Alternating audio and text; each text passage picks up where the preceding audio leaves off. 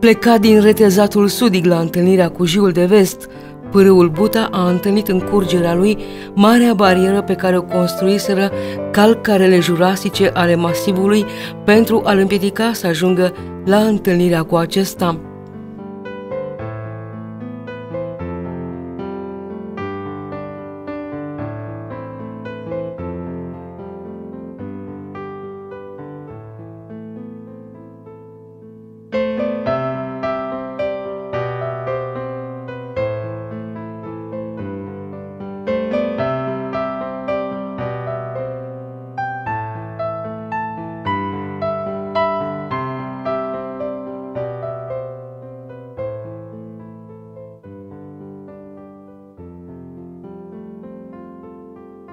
După o muncă de mii de ani din truda neobosită a apei, a apărut o minune a naturii care împodobește aceste locuri, cheile Buții.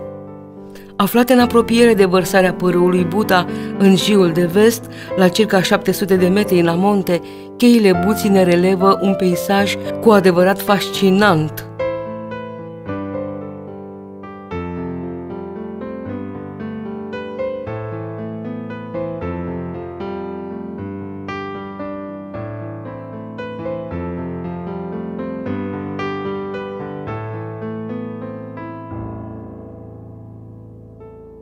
Mărturie a muncii titanice a apei stau pereții cheilor cu înălțimi și de 100 de metri, iar dantelăriile acestora care ni se dezvăluie pe măsură ce înaintăm pe cursul pârâului ne îndeamnă la reflexii cu privire la forța de creație de care dispune natura și pe care niciun sculptor nu o poate egala.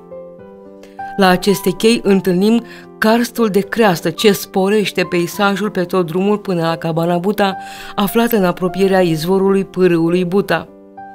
Crestele calcaroase sunt săpate ca o adevărată sculptură, realizată cu multă noblețe de dalta Marelui Creator, prin divine forțe gravitaționale și temperaturi ce au realizat această grandoare finisată de vânt, ploi și zăpezi.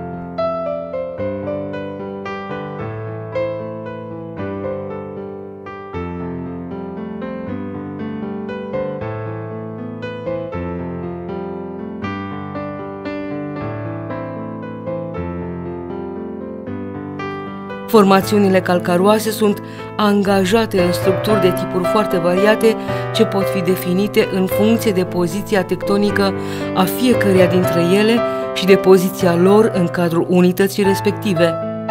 În funcție de acești factori se pot distinge următoarele tipuri structurale: calcare tabulare prezente pe platformele prealpine care nu au mai suferit cutări după depunerea calcarelor sau în unitățile post-tectonice unde de asemenea nu au mai fost deformate.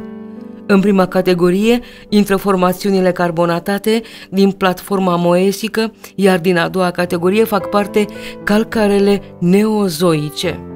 Calcarele de monoclin apar ca fâșii intercalate normal în serii necalcaroase, prezentând înclinări variabile. Tectonizarea lor este dependentă de evoluția ansamblului structural în care sunt cuprinse. Așa, de exemplu, fâșiile de calcare neolitice din Sarmațian sunt foarte puțin tectonizate, în timp ce calcarele eocene din capătul vestic, în care este săpată peștera izvorul Tăușoarelor, sunt puternic fisurate și fracturate.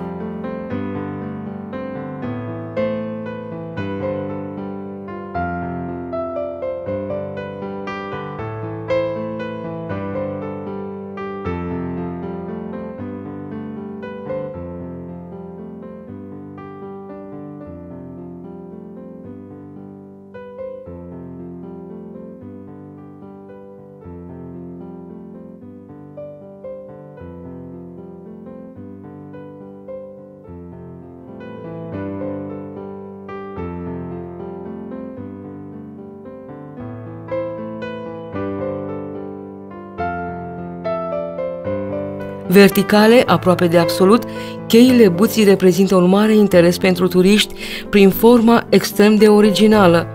Frumosul peisaj ne introduce în mirificul templu al naturii, aducându-ne mai aproape de cosmos și de divinitate.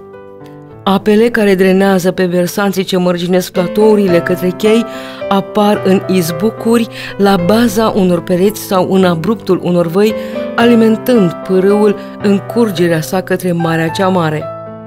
Apogeul karstic ce poate fi întâlnit în cheile Buții ne oferă o priveliște asupra curgerii timpului și a manifestării naturii în forma sa primară.